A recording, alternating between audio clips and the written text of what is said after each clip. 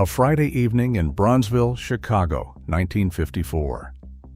A woman at the vanity with a tortoiseshell comb and a jar of Dixie Peach. Her husband is not home yet. She has changed into a fitted blouse she irons only for evenings. Tangy natural on her lips. She is not getting ready to go out. She is getting ready for him to come in. Keeping a marriage alive was a discipline passed from mother to daughter. Those rules vanished. What replaced them never worked half as well. Number 25. Never let him see you without your edges done. Hair was always presentable, even at home. Edges laid, kitchen pressed. Scarf removed before he woke up. Murray's beeswax on the edge brush. A soft bristle toothbrush used only for the hairline. She was in the bathroom at 5:45 in the morning before the coffee was even on. The satin scarf folded and tucked into the top dresser drawer before his feet hit the floor. This was not vanity. It was a woman deciding what version of herself the day would start with. She set the standard before the sun came up. Nobody asked her to. But the edges were only the beginning. What she put on her skin told a longer story. Number 24. The scented skin ritual before bed. Women applied a deliberate fragrance to the pulse points every night. Not perfume for the public. A private scent meant for the pillow. Evening in Paris by Bourgeois in the dark blue cobalt bottle. $1.19 at the colored drugstore. A dab behind the ears, inside the wrists, at the base of the throat. Or cashmere bouquet talcum powder dusted across the collarbone after a bath.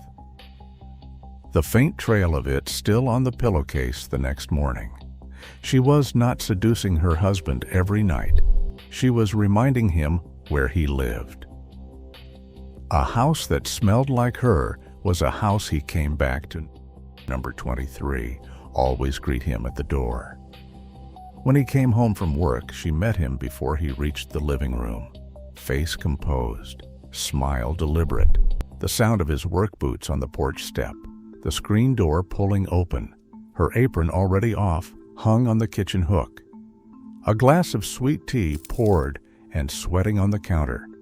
She did not yell hello from the back room. She was in the doorway. A man who walked into a house and saw a woman who wanted to see him walk differently. He walked like a man who mattered. A man who came home to a room that did not look up walked differently too. Number 22. Keep the bedroom separate from the arguments. Disagreements were handled in the kitchen, on the porch, or in the front room. Never the bedroom. The bed was protected territory. The chenille bedspread pulled tight every morning. The pillows arranged. The bedroom door closed during the day like a room that had its own rules. If voices rose after supper, they rose near the stove or out on the back steps. The bedroom stayed clean of all of it. She understood something therapists would take decades to name. The bed remembers what happens in it. She made sure it only remembered the right things. Number 21. Press his shirts yourself. Even when the money allowed for a laundry service, many women pressed their husbands' work shirts at home, by hand, with starch. Argo cornstarch dissolved in a spray bottle, the hiss of the iron on damp cotton. Collar first, then yoke, then sleeves laid flat. 5 shirts hung on wire hangers across the bedroom doorframe to cool by Sunday night.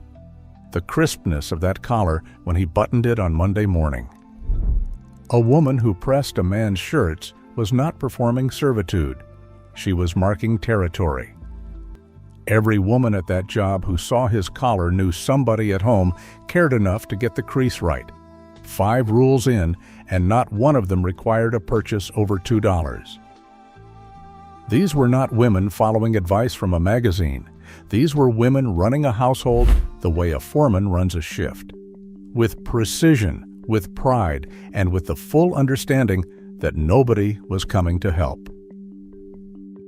Number 20. Never complain about money in front of him. The financial stress was real, but it was handled privately. She did not greet him at the door with a list of what was owed. The envelope system in the kitchen drawer.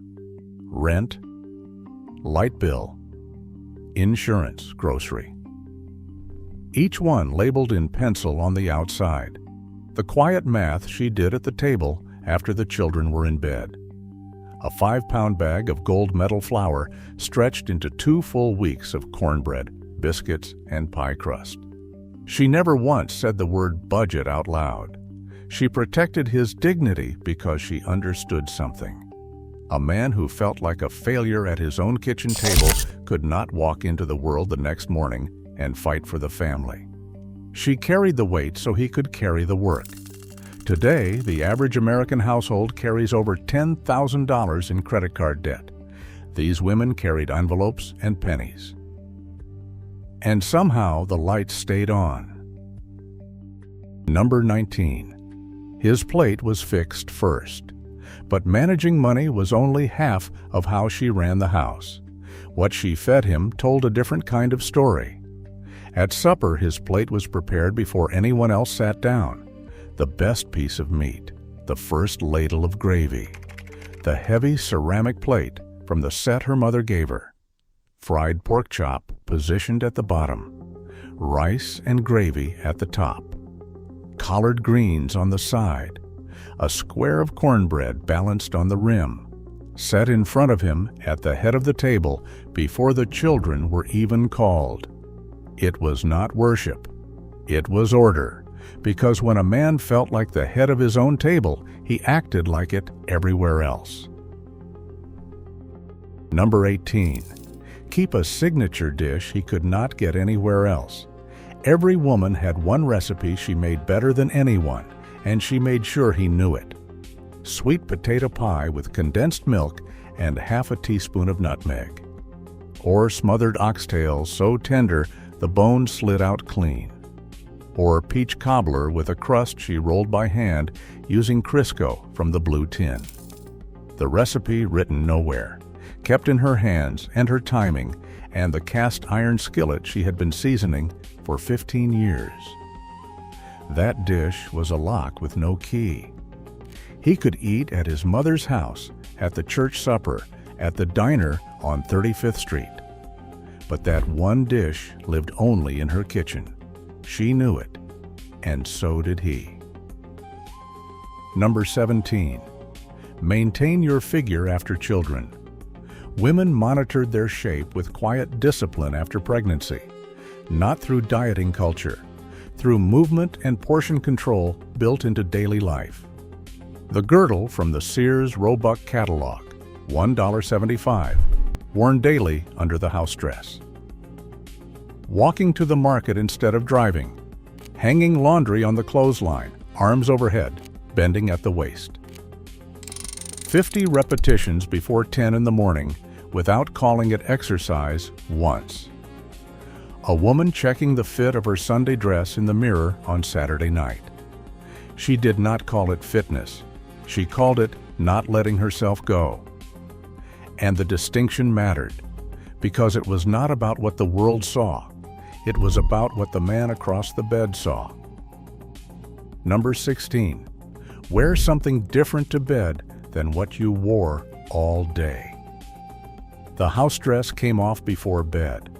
A nightgown or a slip or a clean cotton set replaced it, even if nobody was looking. A nylon gown from Lerner's on 125th Street, $2.49, pale pink or powder blue, thin straps, hemmed just below the knee. The house dress folded and placed in the hamper. The gown pulled over her head in the bathroom with the door closed. She drew a line between the woman who scrubbed the kitchen floor and the woman who got into bed. Both were her. But she understood that a man who only ever saw the first one would eventually stop looking, and what she wore was only part of it. How she carried herself inside those 4 walls followed rules most people never heard spoken out loud. These rules were never printed in ebony or jet. They were not advertised on the radio or handed out at the church door. They lived in the quiet space between a mother and a daughter. Spoken once, usually while doing something else entirely, while braiding hair on the porch, while snapping green beans into a colander, while folding towels from the line. The instruction always sounded casual. The intention never was. Number 15. Never speak badly about him to your friends. What happened inside the marriage stayed inside the marriage.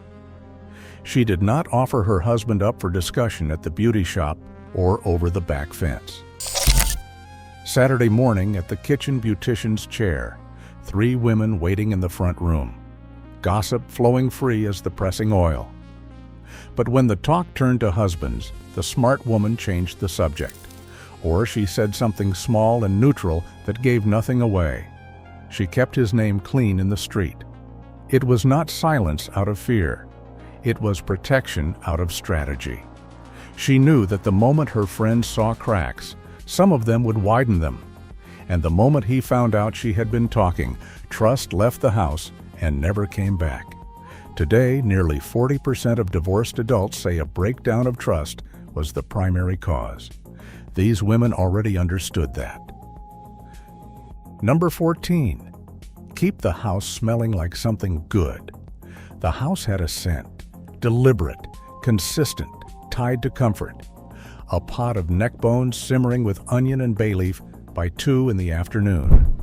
Or a pan of cornbread cooling on the stovetop when he walked in the door. Pine sol on the kitchen floor, still slightly damp. Lemon oil on the wood furniture. The combination of clean and cooking that hit him before the screen door closed behind him. A house that smelled like nothing was just a building. A house that smelled like something was a reason to come home. Number 13. Learn what he liked and stop asking. She studied his preferences in food, clothing, and routine. Then she built them into the house without announcing it. She did not ask the same question twice. He liked his eggs over medium with the yolk still soft.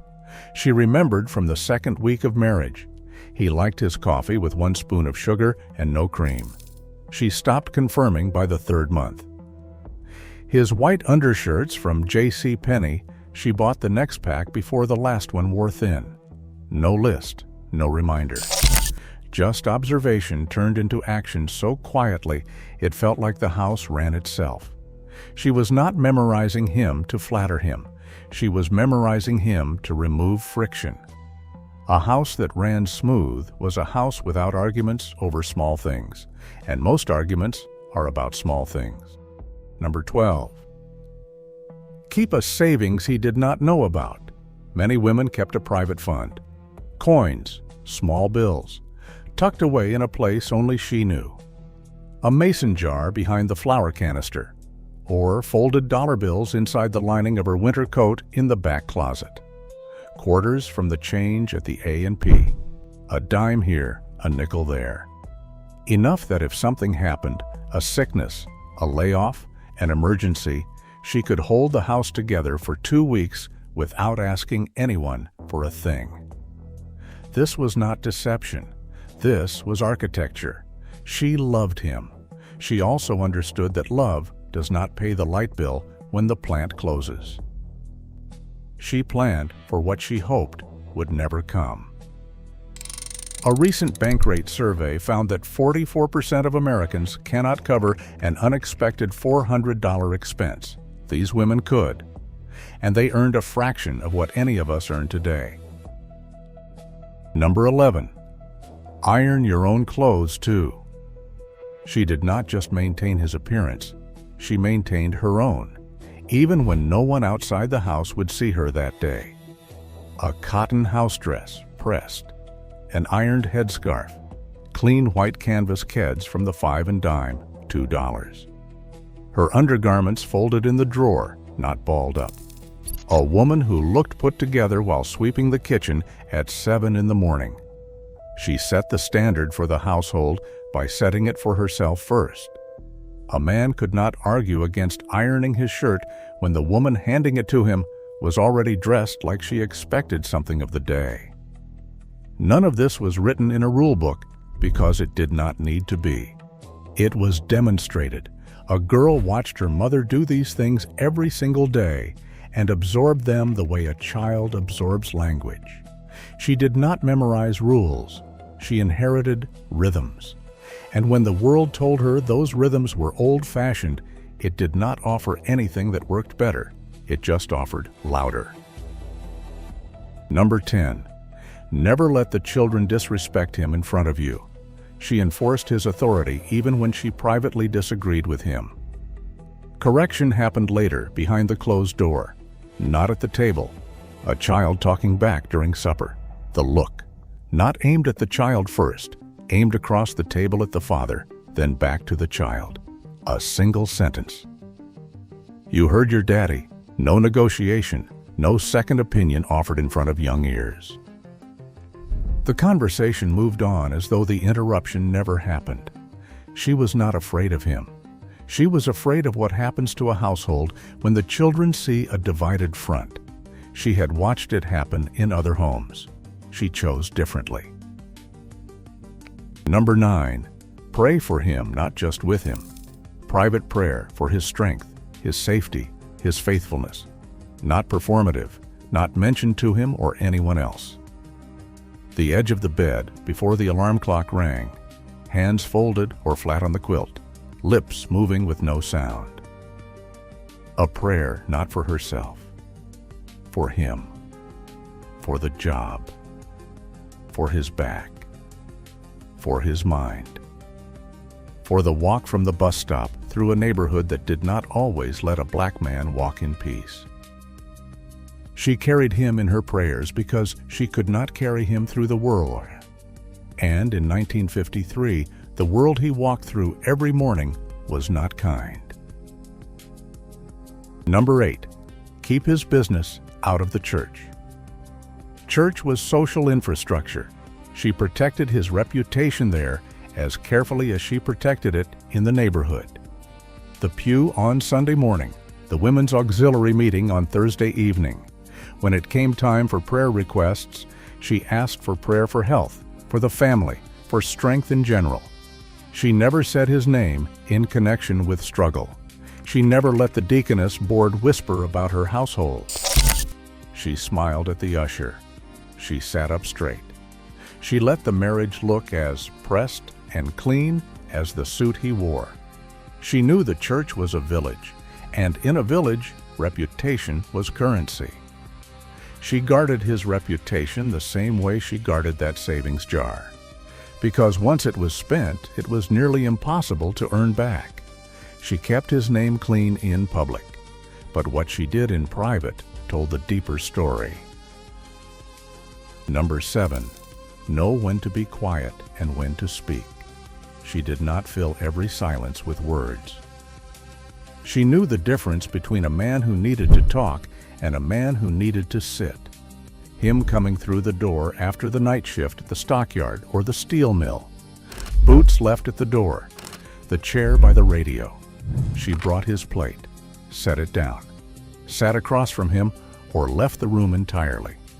No questions. No report on what the children did. Not yet. 10 minutes. 15.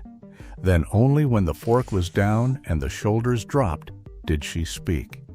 She read the room the way a musician reads a rest in the score.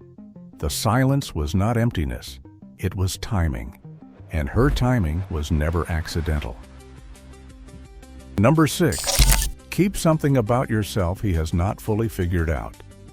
She maintained a small territory of privacy, a part of her inner life that belonged only to her. A journal she wrote in after the house went dark. A novel from the Colored Branch Library she read while the baby napped in the afternoon.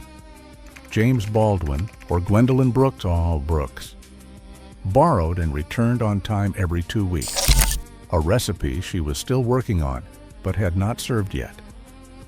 A thought she kept to herself, not because it was secret, but because it was hers. A woman who could still surprise her husband after 10 years of marriage had not given everything away. And that remaining mystery was not distance. It was depth. The modern world tells women to be fully transparent, fully available, fully known, to hold nothing back. But these women understood that a marriage is not a confession booth. It is a living thing that needs air, not secrecy. Sovereignty. That is why the woman holding something back was still the woman her husband was most curious about. Today, relationship content on social media gets over 12 billion views a year. Most of it tells people to share everything. The generation with the lowest divorce rate shared selectively, and they stayed married. Number 5. Dress for Saturday even if you are staying home. Saturday had its own wardrobe. Not church clothes, not weekday cleaning clothes. A middle category. Attractive, deliberate, unhurried. A clean pair of pedal pushers and a fitted sleeveless blouse. Or a belted cotton dress with flat shoes. Hair still holding from the Friday night press. Lipstick on. Revlon cherries in the snow. The one advertised on the back page of Jet magazine. $1.10. She looked like she had somewhere to be even when she was only going to the front porch. She knew what happens when a man only sees the cleaning version of his wife. She gave him the Saturday version, the one that reminded him why he chose her.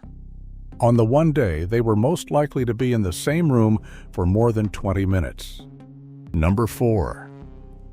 Never turn him down without a reason and a redirect. Physical closeness was treated as a pillar of the marriage, not a bargaining chip, not a weapon, not a reward for good behavior. If she was tired, if she was not able, she offered closeness in another form. A hand on his arm. Her back against his chest on the sofa while the radio played low. A scalp rub while he lay across her lap in the evening. The substitute was never cold. It was warm and deliberate, and it left no space for rejection to sit and fester. She did not give her body out of obligation. She gave attention out of wisdom, because she knew that a man who felt wanted in his own home did not go looking for the feeling somewhere else, and she was not willing to test that theory. Number 3, take his side in public, correct him in private. In front of family, neighbors, or the church, she stood with him. Always. Disagreements were settled behind the closed bedroom door, never on the front porch, never at the dinner table. Sunday dinner at his mother's house. His sister making a sideways remark about money. His wife's hand landing quiet on his knee under the table. One sentence aimed across the room at the sister. He is handling it. The conversation moved on. The car ride home quiet for the first 2 blocks. Then her voice, low and even. Now, here is what I think you should have said. She played the long game every single time. A man corrected by his wife in front of other people shrinks. A man defended by his wife in front of other people stands taller the rest of the week. She knew which one served the house. Number 2. Make the bed before your feet leave the room. The bed was made every single morning, no exceptions. Before coffee, before the children stirred, before anything else began. White cotton sheets pulled tight, hospital corners learned from her mother, who learned them from years of domestic work.